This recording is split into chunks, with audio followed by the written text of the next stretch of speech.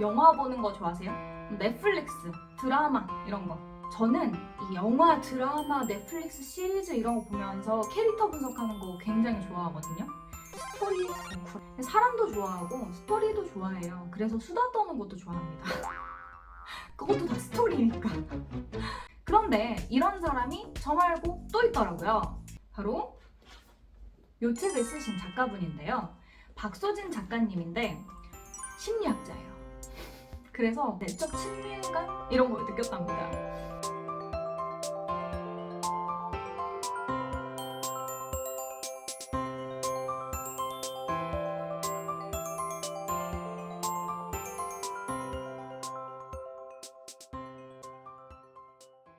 이 책에서는 다양한 영화와 스토리 그리고 드라마를 보고 그 드라마, 영화에 나오는 인물의 심리를 잘 분석해 놓은 책입니다. 이 책을 여러분들에게 소개하면서 플러스 구독자 책 증정 이벤트도 있으니까요. 마지막까지 봐주세요. 이 책에 대한 리뷰를 어떻게 할까 엄청 고민이 많았어요. 왜냐면 책은 너무 재밌어. 그래서 그냥 술술 읽히거든요. 특히 내가 본 영화에 대해서 나랑 다르게 생각하는 부분이 너무 재밌더라고요. 그런데 문제는 뭐냐면 너무 잘 쓴 책은요. 리뷰하기가 좀 어렵다? 내가 할 얘기가 많지가 않아. 그래서 좀 고민이 길었는데 그래서 이 책에서 리뷰한 수많은 영화와 드라마 중에서 두 가지 저도 선택을 해서 제 나름대로의 그 영화 리뷰를 한번 해보려고 합니다. 첫 번째 영화는 당연히 범죄 관련한 영화고요.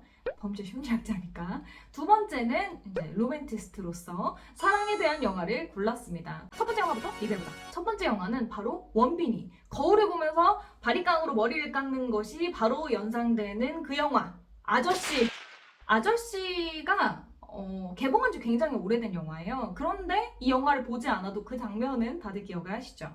이 영화의 내용을 보면 전직 국군정보사령부 특수공작부대의 전 요원이었어요.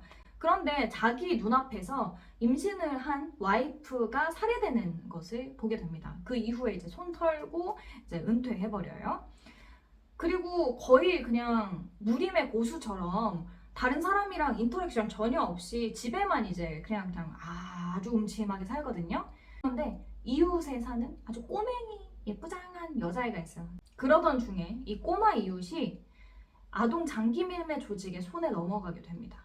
그래서 또다시 아끼는 사람을 잃고 싶지 않은 마음에 원빈이 아동을 구하러 들어가게 되죠. 악을 악으로 갚는 대표적인 영화입니다. 이런 영화는 아저씨뿐이 아니죠. 우리가 잘 알고 있는 악당이 불쌍해지는 영화 테이큰. 이것도 역시 폭력을 폭력으로 갚는 영화 중에 한 종류입니다. 우리가 이런 영화에 열광을 하는 이유는 분명히 있습니다. 죽여도 모자랄 나쁜 인간에게 법은 너무나 관대한 처벌을 내리기 때문에 그래요.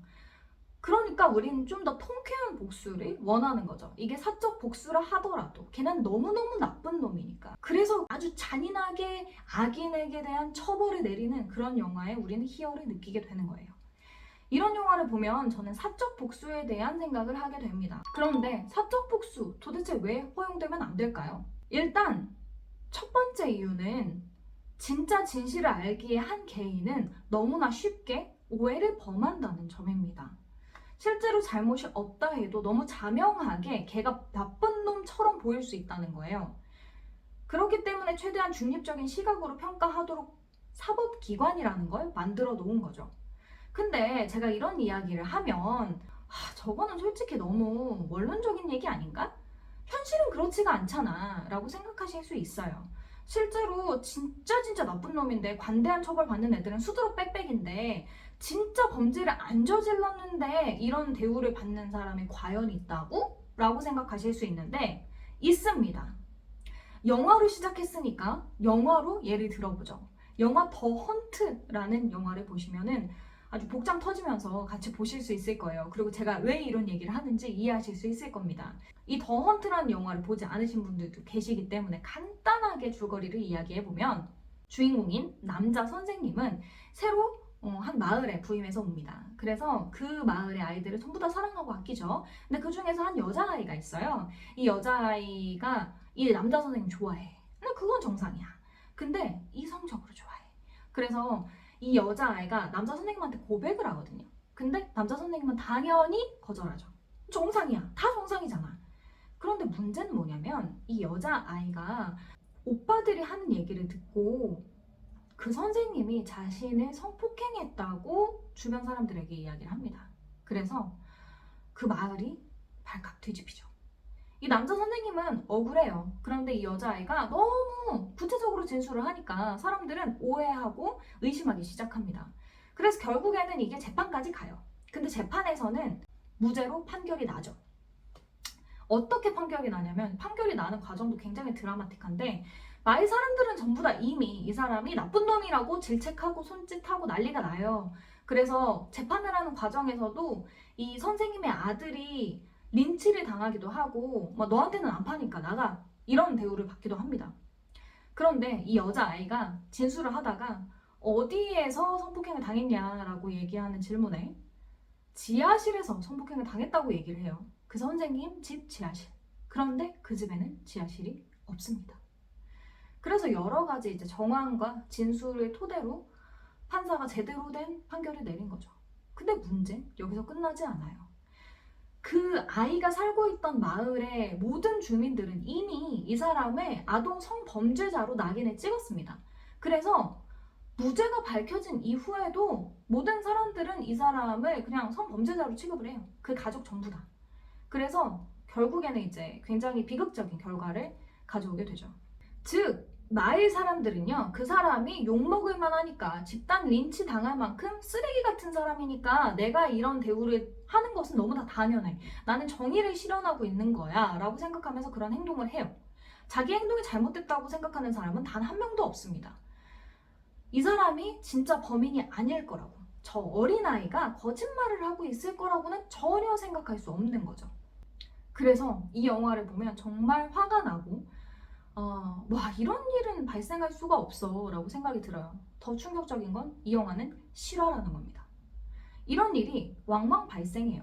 그렇기 때문에 개인이 어떤 사람을 판단해서 사적인 복수를 하는 것에 대한 위험성은 항상 존재한다는 거예요. 두 번째 이유는 사적 복수 역시 폭력이기 때문에 안 됩니다.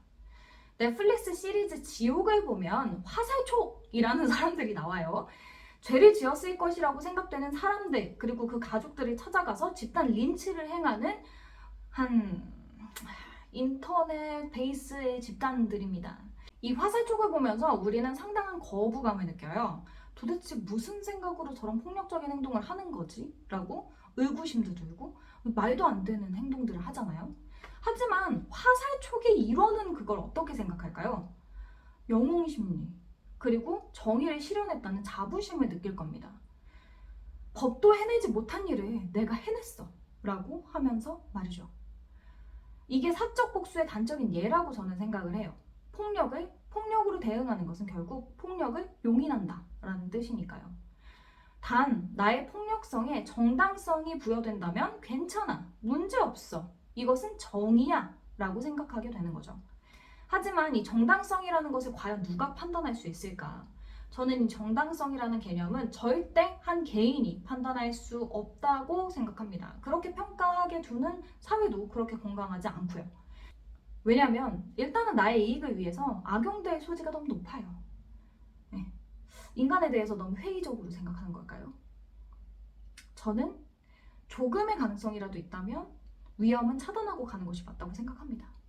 단 한 명의 억울한 사람이 없도록. 자, 그럼 두 번째 영화로 가볼게요. 사랑에 대한 영화. 채워지지 않는 사랑과 외로움을 잘 그려낸 영화 헤드윅입니다. 제가 고등학생 때 이 영화를 처음 봤는데 아무래도 이 영화가 퀴어 영화다 보니까 처음에는 굉장히 생소하다라는 느낌을 많이 받았어요. 근데 결국에는 이 사람도 사랑받고자 하는 한 사람이구나 라는 생각이 들어서 공통적으로 적용 가능한 이야기라고 생각이 들었습니다. 특히 이 영화는 나에 대한 가치를 낮게 평가하는 사람이 사랑을 할 때 얼마나 큰 공백을 느끼는지를 좀 여실하게 보여주는 영화인 것 같아요. 영화에 대해서 이야기를 하기 전에 이 영화에 대해서 잘 모르시는 분들도 계실 테니까 간단하게 줄거리를 이야기해 볼게요. 이 이야기는 1961년 동독으로 거슬러 올라갑니다. 베를린 장벽이 세워질 때 동베를린에서 엄마와 단둘이 살고 있는 한셀이라는 소년이 주인공이에요. 이 한셀의 어머니는 반복적으로 재혼을 합니다. 그리고 그 과정에서 한셀은 계속해서 새아버지에게 성폭행을 당해요. 한셀이 유일하게 안전하다고 느끼는 공간은 오븐 안이에요. 그러니까 그 오븐 안을 제외한 모든 공간은 그렇게 안전하다고 느끼지 못하는 거예요. 그리고 이 한셀이 좋아하는 유일한 취미는 라디오에서 나오는 미국 락 음악을 듣는 겁니다. 그렇게 성장하다가 한셀은 대학에 진학을 하게 돼요. 근데 대학에서 쫓겨납니다. 그리고 암울한 인생을 살던 한셀에게 기회가 찾아오게 되죠. 동베를린에 파견된 미군 루터가 성전환 수술을 하자라고 꼬시면서 결혼을 제의하게 돼요. 근데 저는 이 영화를 생각하면 이 장면이 가장 인상적으로 머리에 남거든요. 한셀이 일광욕을 즐기고 있어요. 그 부서진 잔해 위에서. 근데 루터가 젤리를 좋아하냐면서 그 꼬마곰 젤리 있죠? 그 젤리를 줘요. 그리고 꼬시죠. 결국에 한셀은 엄마의 이름인 헤드윅으로 이름을 바꾸고 성전환 수술을 받습니다. 근데 1960년대잖아요. 성전환 수술이 깨끗하게 될 리가 없잖아. 그러니까 이게 깨끗하게 수술을 받지 못해서 1인치 정도의 성기가 남게 됩니다. 그래서 1인치의 살덩이라는 제목의 음악을 나중에 발표하게 돼요. 결국에는 문제가 있긴 하지만 성전환 수술을 마치고 미국으로 건너가죠. 헤드윅은 꿈을 꿔요. 이제 드디어 사랑을 받으면서 행복하게 살겠구나. 그런데 그렇지가 않아요. 루터랑 결혼을 했는데 루터가 다른 소년이랑 바람이 나서 이별을 해요. 그리고 그 이후에 또 다른 남자인 토니라는 사람을 만나게 됩니다. 토니랑 행복한 시간을 보내지만 결국엔 토니도 헤드윅의 그 1인치 살덩이 때문에 헤어짐을 고해요. 근데 그 헤어지는 과정이 굉장히 찌질해. 그런데 이 헤드윅이 토니랑 연애를 하면서 토니한테 막 음악도 가르쳐주고 여러 가지 아티스트로서의 모티브를 제공하거든요. 근데 나중에 토니가 이거를 적극 활용해서 슈퍼스타가 돼버립니다. 헤드윅은 이런 토니에게 굉장한 배신감 그리고 분노를 느끼게 돼요. 그래서 헤드윅이 토니가 공연하는 공연장 앞에서 공연을 하거든요. 그 후에도 다른 남자를 만나기는 하지만 결국에 헤드윅이 자신이 원하는 행복을 갖지는 못합니다. 헤드윅은 단순한 퀴어 영화로 볼 수는 없어요. 그것보다는 처절하게 자신이 원하는 삶을 이루려고 노력하는 내용이 가득 담겨 있습니다. 우리 모두는 우리 모습 그대로를 사랑해줄 사람을 찾죠. 아마 그 목적을 달성하기 위해서 전 인생을 다 사용하시는 분들도 계실 거예요. 뭐 끝끝내 만나지 못하는 사람도 있고 생각보다 빨리 만나는 사람도 있겠죠. 아니면 태어나자마자 부모님이 그런 사람일 수도 있어요. 만약에 부모님이 그런 사람이라면 더할 나위 없이 아주 좋은 인생이겠죠. 근데 그런 부모를 가지고 있는 사람은 생각보다 많지 않습니다. 그래서 우리는 어느 순간 사랑을 하면서 그런 사람을 찾아다녀요. 왜냐면 부모님은 내가 선택할 수가 없잖아. 그런데 내가 사랑하는 사람은 내가 선택할 수 있거든요. 뭔가 나를 무조건적으로 사랑해줄 사람. 이 영화에서 헤드윅도 그랬어요. 그래서 헤드윅도 계속 다른 사람들을 찾아가면서 연애를 했던 거예요.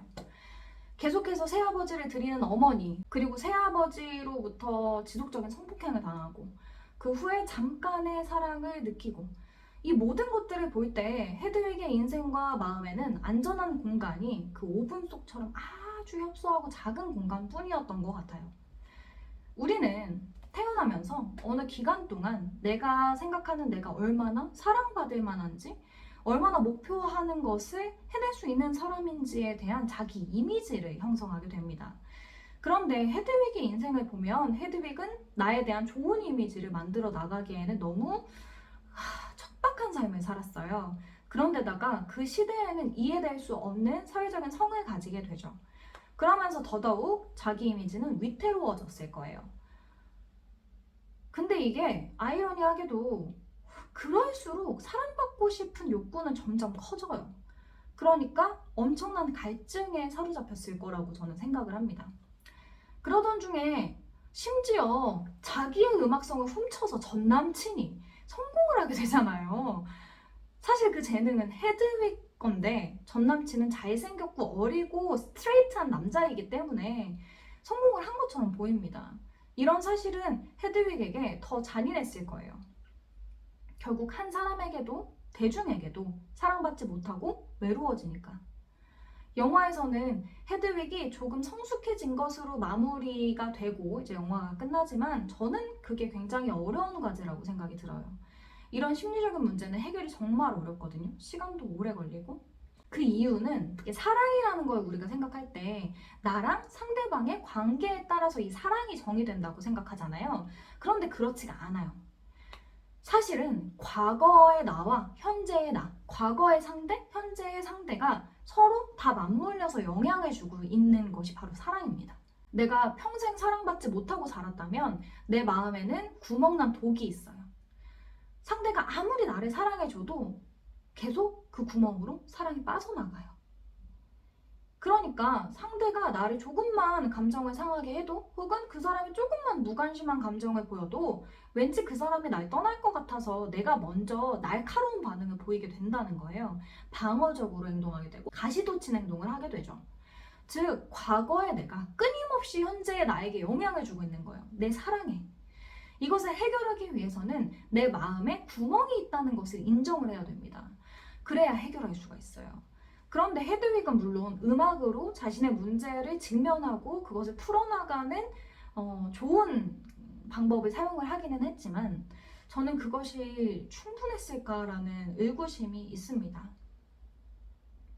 제 눈에는 그게 충분히 메워졌다고 보여지지는 않았어요. 헤드윅은 외적으로 그런 구멍을 여실하게 보여주거든요. 근데 현실을 사는 우리에게는 그 구멍이 외적으로 드러나 보이지는 않아요. 우리가 헤드윅처럼 막 크로스 드레싱을 하거나 다른 방식으로 나는 상처받았어 라는 것을 막 빵빵 광고하지는 못하잖아요. 그러니까 오히려 내가 마음속에 구멍이 있는지 없는지에 대해서 나도 잘 인지하지 못하는 경우가 많은 것 같아요. 그러면 당연히 해결은 어려워지는 거죠. 그래서 좀 나의 마음을 들여다볼 수 있으면 참 좋을 것 같습니다. 특히 사랑이나 연애가 계속해서 상처로 다가온다면 결국에 내 마음에 문제는 없을까? 나는 누군가에게 구멍난 독은 아니었을까? 라는 것을 생각해 보시면 좋을 것 같아요. 이 책에서는 아저씨와 헤드윅에 대한 분석을 하지만 저랑은 굉장히 다른 분석을 하고 있어요. 그래서 같이 보시면 굉장히 재미있을 것 같습니다. 자, 이 책에서 리뷰했던 많은 영화 중에 2개의 영화를 골라서 저도 한번 리뷰를 해보았습니다. 이 외에도 이 영화관에 간 심리학이라는 책에서는 다양한 영화, 가족 영화, 폭력 영화, 코미디 영화, 공포 영화, 이 여러 가지 영화나 드라마상에서 숨어있는 심리적인 부분에 대해서 아주 재미있게 설명하고 있습니다. 전혀 어렵지 않아요. 그래서 교양으로 보기에 너무너무 좋은 책이거든요. 그래서 추천! 자, 그럼 영화관에 간 심리학의 책 증정 이벤트 설명드리려고 해요. 책 증정 이벤트에서 책을 받으시는 분은 총 10분.